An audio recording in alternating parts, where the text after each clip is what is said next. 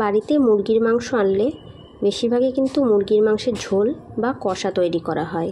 তাই আজকে মাংসটা একটু অন্যরকমভাবে রান্না করেছি। আজকে তৈরি করেছি মুরগির মাংসের কোপ্তা কারি। আর নতুনত্ব রান্না করতে কিন্তু একটু বেশ ভালোই লাগে।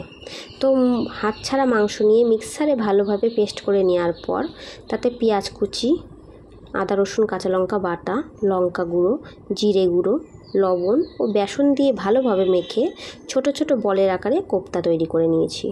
এরপর কড়াইতে সাদা তেল গরম করে হালকা আছে কোপ্তাগুলো দিয়ে এপিট ওপিট করে লাল লাল করে ভেজে নিয়েছি। ভাজা কোপ্তা কিন্তু একটু বেশি করেই তৈরি করতে হবে, কারণ বাড়িতে যদি লোকজন থাকে হাতে হাতে 10-12টা কোপ্তা কখন উঠে যাবে টেরই পাওয়া যাবে না।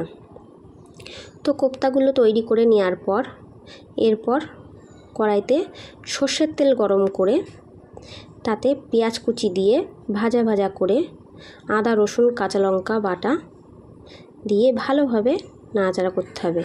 এরপর তাতে দেব জিরে গুঁড়ো, লঙ্কার গুঁড়ো, হলুদ ও লবণ পরিমাণ মতন দিয়ে ভালোভাবে মশলাটা কষাতে হবে।